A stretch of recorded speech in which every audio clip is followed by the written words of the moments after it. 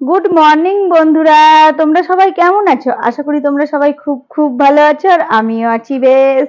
আর এখন ঘড়ির কাঁটায় বাজে 8:50, আর আজকে হচ্ছে বুধবার। এখন থেকে আমি ভিডিওটা শুরু করলাম। আর এই তো শীতের সকালে কি হয় বলতো, ঘুম ভাঙে কিন্তু বিছানা থেকে উঠতে ইচ্ছা করে না এই কম্বলের ভিতর থেকে। তো কষ্ট করে উঠলাম, দিয়ে 1 কাপ চা, 2টো পাউরুটি খেয়ে এই যে কাজে অনেকটা এনার্জি পেয়ে গেছি, ঠান্ডাও কেটে গেছে। সোয়েটার চাদর কিচ্ছু গায়ে নি, দেখতেই পাচ্ছ। তো চলো এখন বিছানাটাকে গুছিয়ে নিই, বিছানার অবস্থা খুব খারাপ। আর কি বলতো, এই শীতকালের বিছানা গোছানো 10 থেকে 15 মিনিট সময় লেগে যায়। কম্বল গোছাও রে, এই চাদর গুছাও রে, আর কদিন পরে আরো একটা বের করতে হবে। কিছু করার নেই, এটাই এখন সব থেকে প্রিয় জিনিস সবার এই শীতের মধ্যে। এটা না হলে ঘুমানোই যাবে না রাত্রে, তাই না? চলো। হ্যাঁ, এই যে এই ছোটখাটো জিনিসগুলো ভালো করে গুছিয়ে রাখতে হবে। চার্জার বলো আর হেডফোন বলো, এই সব জিনিসগুলো জায়গা মতো গুছিয়ে না রাখলে কাজের সময় কিছুই খুঁজে পাওয়া যায় না, জানো। চলো এটাও ভালো করে গুছিয়ে রেখে দিলাম। তো দেখো বিছানাটা সুন্দর করে গুছানো হয়ে গেল। ঘরটাও কত সুন্দর লাগে না দেখতে এইভাবে গুছানো থাকলে। তো চলো ঘরটা ঝাড়ু দিয়ে দিই। আর এই দেখো জানলাটা খুলেও কিন্তু শান্তি নেই, এত হাওয়া দিচ্ছে না, জানলা লাগাতেই হবে মনে হচ্ছে। তোমাদের শীতের সকালগুলো সবার কেমন কাটছে জানাবে তো বন্ধুরা। শীতের সকালটা আমার কাছে মনে হয় খুব কষ্টকর। আর যারা তাড়াতাড়ি আরো ভোরে উঠে সকালে উঠে উঠে স্নান করে, তাদের কাছে তো আরোই কষ্টকর। আমি আগে গরমকালে তাড়াতাড়ি স্নান করি, আর শীতকালে বাবা একটু পরে, একটু লেট করেই করি বুঝলে, 10টা 11টার সময়। এই দেখো বাসনটা ভালো করে গুছিয়ে রাখি। আর আমার কাছে মনে হয় বাসন ধোয়ার থেকে বাসন গুছিয়ে রাখাটাই টাফ। এই যে জায়গা মতো বাসনগুলো গুছিয়ে রাখতে হবে, না তো কাজের সময়তে যখন আমি যেটা খুঁজবো কিছুই পাবো না। আর এই করতে করতে জানো আমার কয়েকটা কাপও ভেঙে গেছিলো, তলাতে থেকে গেছিলো কাপ। আর ভালো এমনকি একটা গিফটে পেয়েছিলাম, সেই কাপটাও ভেঙে গেছিলো। তো অনেকটাই মনে কষ্ট পেয়েছিলাম জানো। এই দেখো ওটাগুলো মুখ লাগিয়ে দিলাম, এবার ঠিকঠাক জায়গাতে রেখে দেব। আর কি বলতো, কদিন পরে ইতুলক্ষ্মী পুজো আছে, রবিবার মনে হয় পড়েছে ইতুলক্ষ্মী পুজোটা। তো যাই হোক দেখা যাক, সবকিছু জোগাড় যন্ত্রণা করতে হবে, আমি সেটার উপাস করি। এই দেখো কতগুলো লঙ্কা নিয়ে এসেছে, লঙ্কা দেখেই আমার মাথায় হাত জানো। এখন যদি কৃপাচার্যকে কিছু বলতে যাই, তো ও তো এনে দিয়ে দিয়েছে, কিছু করার নেই। আমাকে এখন যত্ন করে বোটা ছাড়িয়ে লঙ্কাগুলো রাখতে হবে। আর বোটা সমেত রাখলে তো গলে পচে যাবে, তখন আবার নিজেকে ক্ষমা করতে পারবো না।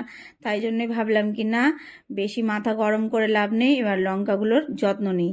আর তাই জন্যই মনে হয় বলে সংসার সুখী হয় রমণীর গুণে।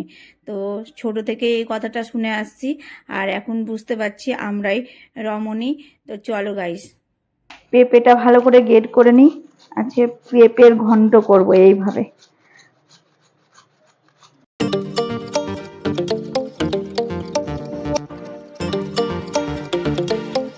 তো এই দেখো কি সুন্দর পাতলা পাতলা হয়ে গেছে না। এটা আমি বটিতে কিন্তু এত সুন্দর করে করতে পারতাম না, আমার এটাই একবারে শর্টকাট। এটা আমি কিভাবে রান্না করি তোমাদের সঙ্গে শেয়ার করব। তোমরা হয়তো বাড়িতে করো, কিন্তু আমি যেইভাবে করি সেইভাবেই শেয়ার করব। চলো গাইস, হ্যাঁ চলো 4টা ডিম নিয়ে আসি গা। এই দেখো 30 টাকা।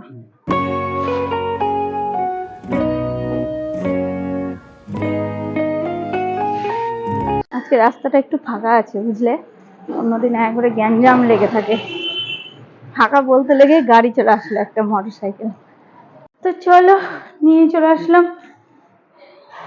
এক্সট্রা কাজ করলাম, একটা দোকান যাওয়াটা এক্সট্রা কাজ, তাই না? পেঁপের ঘন্টটা করার জন্য আমি কালো জিরে দিলাম, আর একটা কাঁচা লঙ্কা। আর এই দেখো এটাও দিয়ে দিলাম।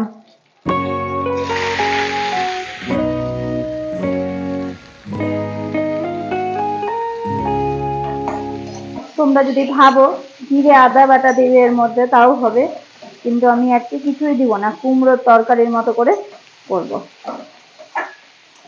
লবণ হলুদ দিয়ে দিব, মটরশুঁটি দিয়েছি বুঝলে কথা। আর এই দেখো পেঁপের ঘন্টটা হয়ে গেল, একটু চিনি দিয়ে দিলাম। এবার এটা নামিয়ে নিই। এই যে এই শীতকালে জানো ডিমের খোসা আর আলুর খোসা ছাড়াতে বেশ ভালো লাগে। নতুন আলুগুলো হয় না, নতুন আলুর দম ছোট ছোট প্রেসার কুকারে সিদ্ধ করে ছুলতে যা মজা লাগে না, ওটা গরম গরম হয়ে থাকে, বেশ ভালো লাগে। আগে যখন আমরা ছোটবেলায় পিকনিক করতাম ডিমের ঝোল ভাত, বুঝলে, আর এই ডিমের খোসা কে ছাড়াবে এটা নিয়ে আমাদের মধ্যে একটা ছোটখাটো যুদ্ধ হয়ে যেত। ছোটবেলার কথা, ছোটবেলায় মনে, ছোট যখন ছিলাম তখন ভাবতাম কি বড় কবে হব, আর এখন বড় হয়ে গেছি তো ভাবি কি ছোটবেলার জীবনটাই ভালো। এরকম ভাবতে না তোমরা ছোটবেলায় কি বড় কখন হব? এই দেখো ডিম কষানো হচ্ছে, এটা কিন্তু পোলট্রির ডিম, হাঁসের ডিম নয়। হাঁসের ডিম হলে তো সেই মজা হতো, কিন্তু কিছু করার নেই। আর এর মধ্যে জল গরম বসিয়ে দিয়েছি, ভাতের হাঁড়ির ওপরে জল বসিয়ে দিয়েছি, ভাত হচ্ছে তলায়, উপরে হচ্ছে জল। একটা গল্প আছে না, ওই গল্পটার মতো ছোটবেলায় পড়েছিলাম। এই দেখো ডিমের ঝোলটা হয়ে আসলো, ধনের পাতা দিয়ে দিয়েছি, শীতকালের তরকারি মানেই ধনের পাতা। আর এই দেখো বেগুন ভাজা করেছি আর পেঁপের ঘন্ট, তোমরা তো দেখলে, এটাই দুপুরের লাঞ্চ মেনু।